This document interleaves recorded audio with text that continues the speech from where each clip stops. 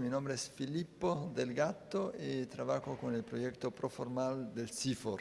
Ya. El CIFOR es el Centro Internacional para Investigaciones Forestales con sede en Indonesia, en Bogor, Indonesia. Sí. Bien.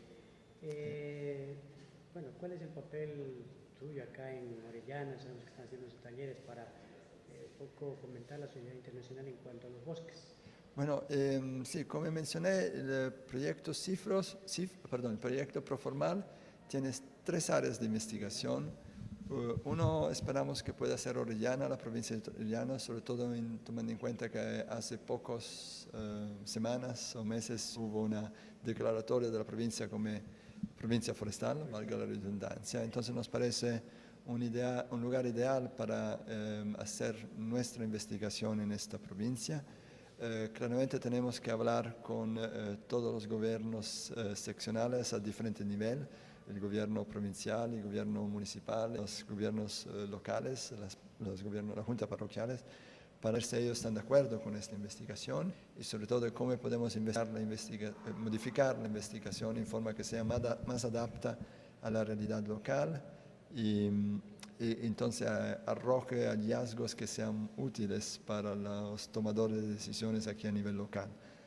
Esa es la idea y esperamos de nuevo que Orellana pueda ser un sitio de investigación para el proyecto Proformal del CIFOR.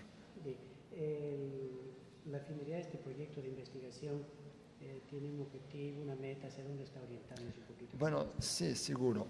El proyecto se enfoca mucho al tema de la economía forestal o la extracción forestal por parte de pequeños dueños de bosques o pequeños finqueros de la provincia.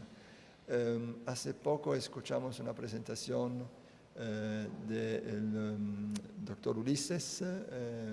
El doctor Ulises nos explicaba que en Orellana hay más o menos 2.000 familias que dependen en forma significativa de la extracción de productos forestales, sobre todo de madera. Entonces, nosotros reconocemos que eso es una cantidad significativa de familias y quisiéramos un poquito estudiar cuáles son las condiciones socioeconómicas de estas familias, cuáles son las características de estas familias que explican cuándo los ingresos por madera son más importantes o menos importantes para ellos. O sea, cuáles son las familias que dependen más de los ingresos de madera y cuáles son las familias para las cuales los ingresos de madera representan solo una porción marginal de todos sus ingresos. Hay varios factores, varias variables que quisiéramos considerar. Por ejemplo, puede ser que propietarios de bosques que tienen un área de bosque pequeño dependen más de extracción de madera de un finquero que tenga una cantidad significativa de tierra, porque en ese segundo caso es posible que tenga otros ingresos, tipo la agricultura, la ganadería, etcétera, etcétera. Aparte de la madera, exacto, pero lo que queremos ver es cuál es la diferencia en los ingresos totales que tienen los ingresos por madera. Puede ser que una familia tenga el 60% de sus ingresos de madera y puede ser que una familia que tenga el 2% de sus ingresos de madera. Entonces, ¿cuáles son las razones, los factores que explican esa diferencia? Uno podría ser, por ejemplo, la dimensión de la finca y la dimensión en particular del área de bosque. Otro factor puede ser la calidad del bosque, si hay buena madera o no hay buena madera. Otro factor que ha sido estudiado en otros países es la edad del jefe de familia.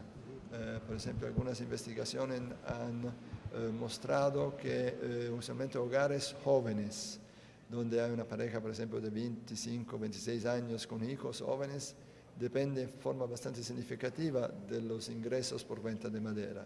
En caso contrario, un hogar más de un adulto mayor de 60 años ya depende menos porque a lo largo de su vida ha tenido la oportunidad de hacer algunas inversiones en actividades agrícolas, en actividades ganaderas, a menudo tiene algún pequeño negocio o actividad económica a nivel urbano, a veces tiene hijos que están afuera del país o en los centros urbanos del país que le ayudan económicamente.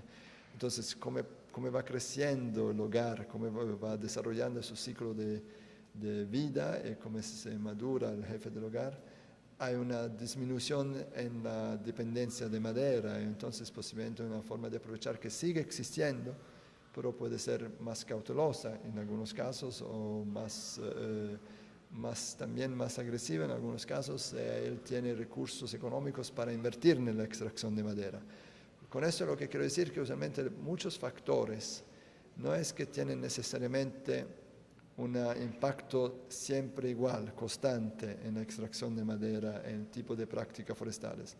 Un factor en algunas condiciones puede favorecer una conservación y una extracción más responsable, más cautelosa.